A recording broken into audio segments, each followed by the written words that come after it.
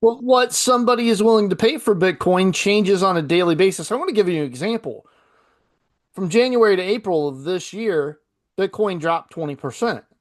So if Yep. you got all your money in reserved going into Bitcoin, your first quarter's operating profit not going to look so good. Not year over year or quarter over quarter even. I don't like it. You don't like it, but oh, long term it's going to be higher, right? We So don't here, know that. yeah, you do. No. Why? Yes, yes, it's almost locked in that it's going to be higher. I don't think it is. It Why? is. But what's your reasoning? All right. Thank So I you. Are you know. going to allow me? Are you going to allow me to talk? Yes, go You can ahead. allow me to talk, please. Allow me to explain my reasoning. You have a set amount of bitcoins that are available out there, Right? total, right? That's it. No more. Can't print anymore. Just like if you could print more dollars, you can't print more bitcoins. So as they buy, everybody starts buying. The price is going to continue going higher. Someone asked me theoretically. They said theoretically, Dave, what happens if everybody bought up all the bitcoins? I said the price would just continue to go up till it reaches a point that someone's willing to sell. And that there's always that point. There's always something, a price that somebody's saying, okay, I've made enough money, let me sell. Now, when you say that, that means the price will always go higher over time because everybody wants to buy and hold. If And if eventually it's going to reach a point where someone wants to sell, then it sells and it takes a dip, a 20% drop back down. But then it slowly goes back up again and goes even higher every single time. This is a cycle with Bitcoin. Happens over and over and over and over again. if And it's demand stays the consistent. same, but demand has to stay the same for it. Demand is going to Demand drops continue to go off. higher. If Demand's demand not going to drop off. It's may it's you might it's be right, not. but I don't. But I mean, I if am people, right. I I'm feel willing to like bet I'm right. In fact, I own Bitcoin because I believe I'm right. I feel like we're a bit in a fervor over Bitcoin, and if that Not. falls back, or if one of these governments starts selling off all their assets, Germany did it like a couple years ago. We covered on this show. They sold a couple thousand bitcoins all at once, caused the the price to drop in the course of 1 week. okay, You know what happened? It went from like 60,000 down to 45,000. Guess where and it's then at right people now? bought it back up. 110. Yeah, It I was get it went that. up to 110. Yeah, yeah. So over time, long term, it doesn't matter if a country sells 2,000 coins in 1 day. It doesn't matter in the long term. We're gonna get to the point at some time with Bitcoin where it does stabilize. And where instead of seeing these insane gains of 55, 60% or even 100% in 1 year, you're starting to get to 10 to 15% in a year. If this continues to be a asset that everybody likes to see, it's not going to continue to go up 100% year after year after year after year forever. That's not going to happen. Why not? We don't have that much money in the world for it to happen forever. Yeah, it's true. Forever, yes. But here's my point. My point is that everybody's in a rush to own some Bitcoin right now. The companies are, corporations, right? You have Yeah. individuals who own Bitcoin like myself. Yeah. I've owned them for years. I've talked about on this show. I've owned them for years and I'm holding. I've held. I just held. I own them. I'm not selling them. Okay. There is going to be a point where it reaches a point where I will hit a sell price. It'll probably be seven figures.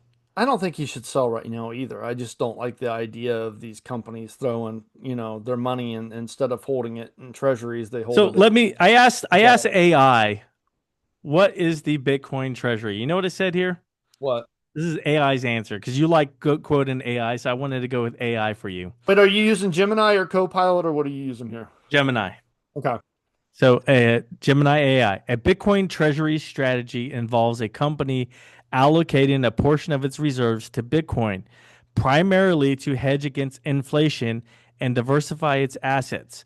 Companies adopt this strategy to mitigate financial risk, reduce reliance on traditional financial institutions, and potentially benefit from Bitcoin's potential for long term growth. You could hedge against inflation with a treasury right now and get four and But a it half gives percent you on it. 5% a year, and you were saying right now we're getting 50% a year in Bitcoin. So why would you? Well, that's a trailing 12 months. That doesn't necessarily mean that the next 12 months is going to copy that and you're taking a risk. Where treasury right You now, take you yeah, take we've a got risk at Treasury. There's a risk. It's small. Yeah, we got downgraded from the top rank down to the second top rank 3 years from, ago, there was somebody on the show saying bonds are dead yeah, because the but treasury percentages were just yeah, ridiculous. because they were terrible. They were like a percent. So there's a risk. Not if you buy the treasury now that you lock that percentage in. And a lot of people are looking at the bond market right now and saying there's extra risk priced into it, but that's only if you're a bond trader. With 2.1% inflation, you're getting 5% on a treasury or 4.5% or whatever you're going to wind up getting for it. Anyways, I like this Hold it there. strategy for a lot of companies. I'm for it. I will say, big GameStop. I looked at their balance sheet the other day. While they still have like way too much debt, it's getting better. And their There balance you sheet's go. good. Now the odd thing is I heard a rumor too that they're going away from games and that they're looking at possibly becoming a sports card store and collectible store, Yeah, a collectible store is what I heard. even more cyclical than anything else they've been into. Yeah. I know people that own sports card stores and they do very, very well, but that's a very cyclical business. And well, that's why they wanted to go in all kinds of collectibles, gaming collectibles, memorabilia, that kind of things. Yeah. And it's a good approach for them. They got to change it up because nobody's, doing console games. Everybody's just buying digital And it's going games. to get even more digital over Yeah. time. People, because I used to be one of those guys that would buy those physical games, and now I just do digital because you get to keep the games, first of all. I mean, you don't get to take them to your buddy's house and play them unless Yeah. you log on to your account. But guess what? Dude, they don't scratch. Yeah. They don't scratch. Exactly. You have them for Yeah. years. So, Anyways, so because of this, I love Cooler. I believe Cooler is going to have a positive. It's a company I own. Cooler, we talked about on the show, KULR, ticker symbol. They're going to have a positive earnings report for the first time next quarter.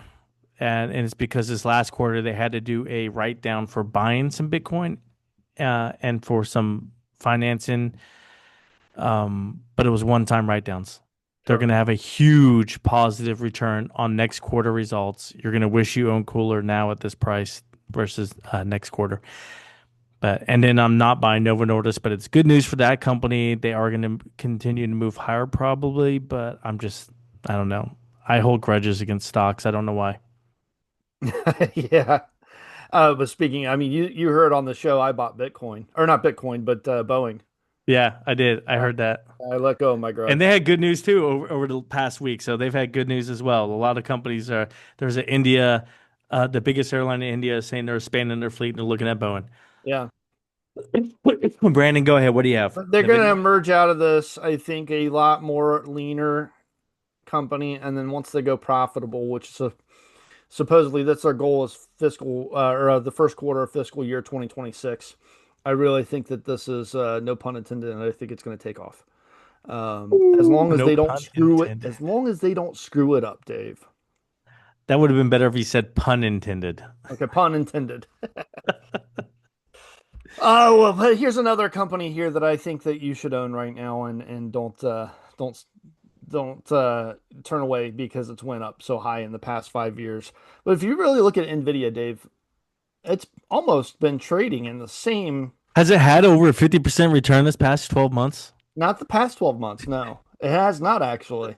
It's been trading. I mean, I think it's been 20% over the past 12 months, but it's been trading around the same range for about a year because once it went so far up and went crazy, and people just started, evaluating the valuation of the stock, and I think that people were taking a break on it, It is letting it catch up a 20%. little bit. Yes, Yeah, 20% over the last let 12 it months. catch up But a to go bit. back 5 years is 1400%. Yeah, so a lot, right? So I mean, it's a big jump there, but warranted. It is absolutely warranted. And me and you, both of us missed this 2 years ago, but I think I've kind of learned my lesson a little bit here. We didn't look at the total addressable market of Nvidia, which is essentially everybody now. I mean, it's not just tech, it's healthcare, it's automotives, it's everywhere, right? So the earnings report last week came out, and there were a lot of eyes on it. Didn't really move much. I kind of predicted that last week on the show that we were going to get kind of a flat movement out of it. But revenue was $44.1 billion dollars. That's 69% increase year over year. Still going despite the China challenge, 69% year over year increase. Now, earnings per share 93 cents. That beat us. I'm sorry, it was 96 cents. That beat the estimates of 93 cents. That's excluding the significant charge related to, I think it was a $4.5 billion charge relating to the China tariffs on the H20 chip. And then it cost them another $2.5 billion of revenue. So they took about a $7 billion hit of not being able to ship those H20 chips over to China and having to, clock them in at slower speeds and sell them cheaper. Um, Cost them $7 billion. But if you look at the earnings per share, and here's where I want to get into the valuation here, it's about a 27% increase year over year. Um, Price to earnings ratio, we're looking at around like 43, I think it was. So if you look at it that way, you say, okay, trailing 12-month price to earning ratio plus the trailing 12-month earnings per share growth that we're looking at, it looks to be fairly valued. However, Dave, and you might hate this, but I'm going to do it anyways. Factoring in buybacks. If you factor in buybacks and you take the earnings per share growth at the same time, the cumulative earnings per share growth on this year over year, the earnings attributed to each share grew by 83%. Nice. Yeah. So that's good. And you may say, well, that's financial engineering. Fine, it is, whatever. A But lot of companies do financial engineering. Berkshire Hathaway does financial engineering. right, right. And you can't be pro Bitcoin halving events and then against this. You're still, I'm serious. It's still the same thing. Like you're lowering the amount of available shares out there. So the more valuable the shares become. Right? So, yeah. So looking at the earnings here, the $4.5 billion So you charged see back. a long-term value in that when you lower the amount of availability of something, but demand continues to slowly move up. You see that there's a value and that is consistently going to go up. Right. And now all of a sudden the price to earnings ratio of 43 does not look so high anymore when you see what's happened to the earnings per share. Gotcha. Um, Data center revenue was huge. It was in the 70% growth ratio. Gaming was $3.8 billion. That was up 42% year over year. Automotive and robotics up 72% year over year. They spent $14.1 billion on share repurchases, which I like as a shareholder. They're still unchallenged. Here's kind of a weird estimation, and this depends on where you look. When analysts are looking at Nvidia market share for AI accelerators, GPUs, that's what you use for artificial intelligence and all this AI learning and stuff like that. Depending on where you look, the market share for Nvidia is either 70% or all the way up to 95%. So it seems like nobody really knows right now what their market share is, but we do know that it's very close to being a monopoly and that they own most of the market on this. And this is going to continue, by the way.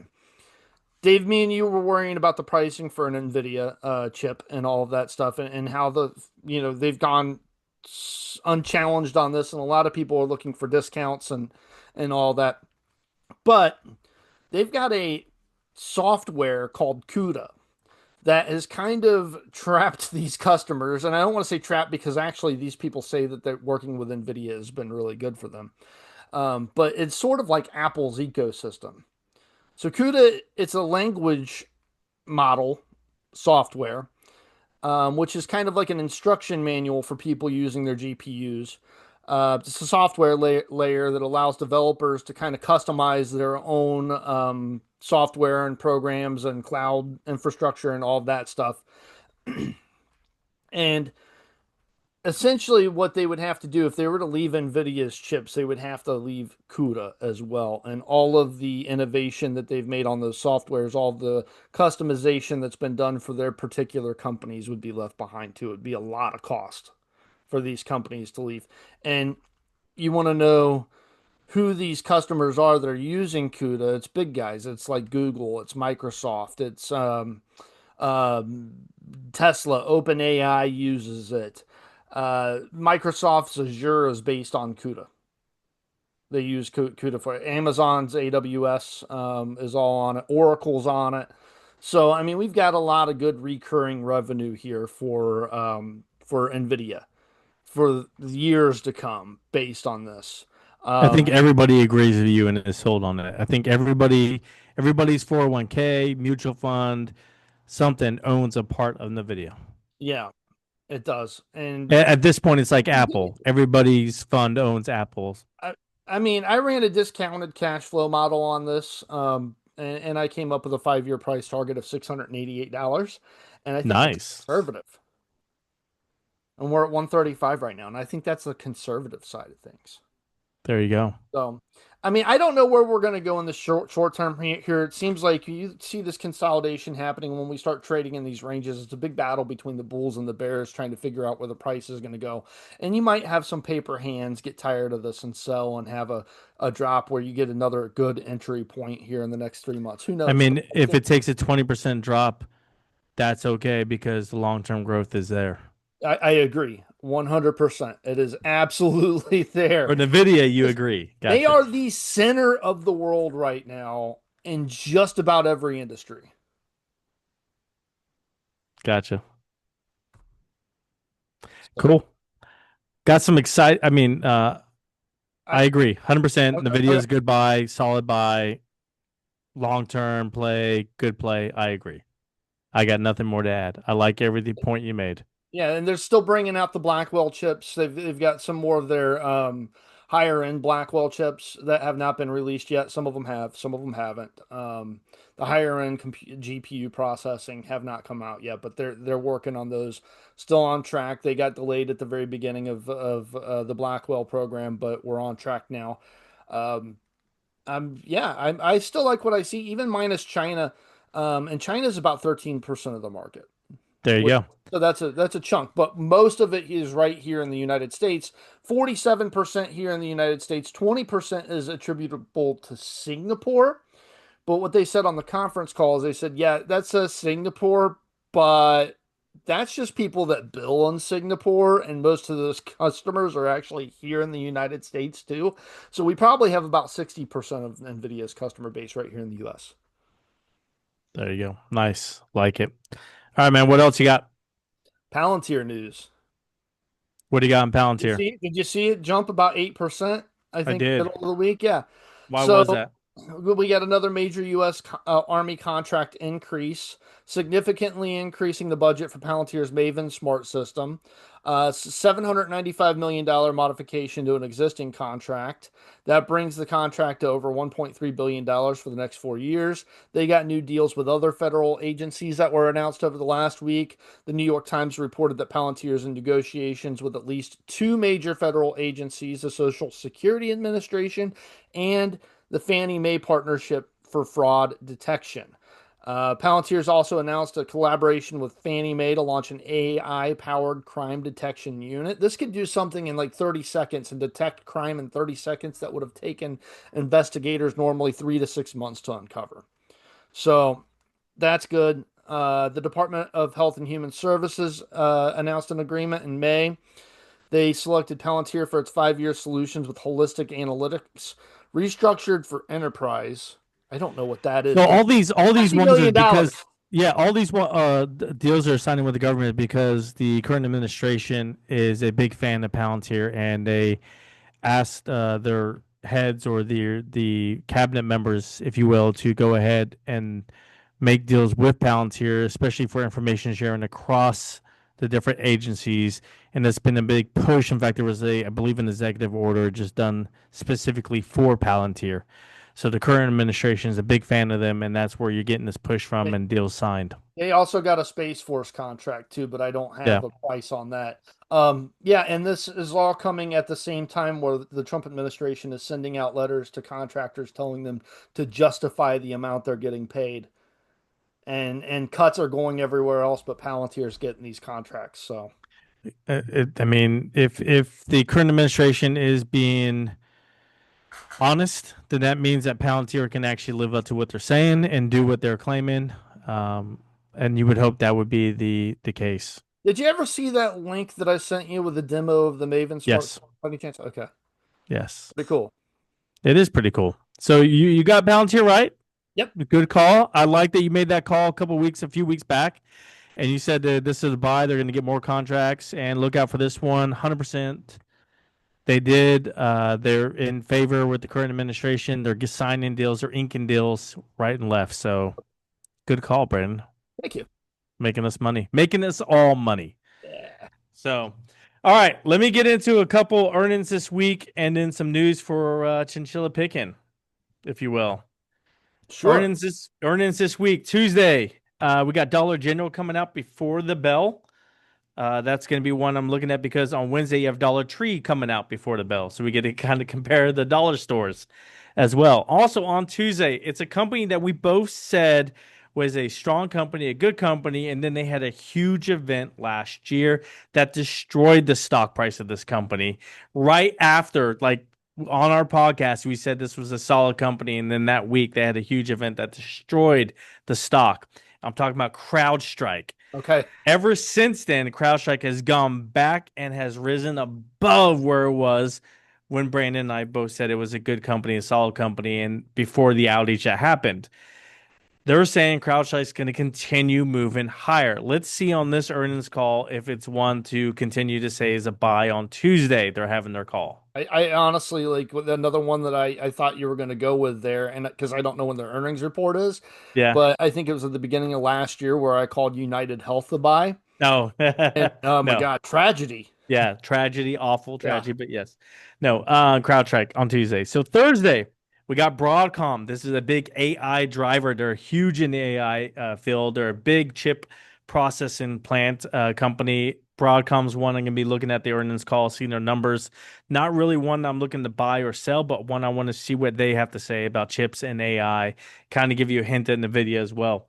Also on Thursday, just because I'm curious, Lululemon on the retail sector. I guess they're higher end athlete leisure sector. I don't know how you would classify them. They're coming in after the bell. They had some trouble last year recently. I want to see how they're doing now. Gives you a better look into that athleisure section of the company of the US. So that's one I'm looking at there.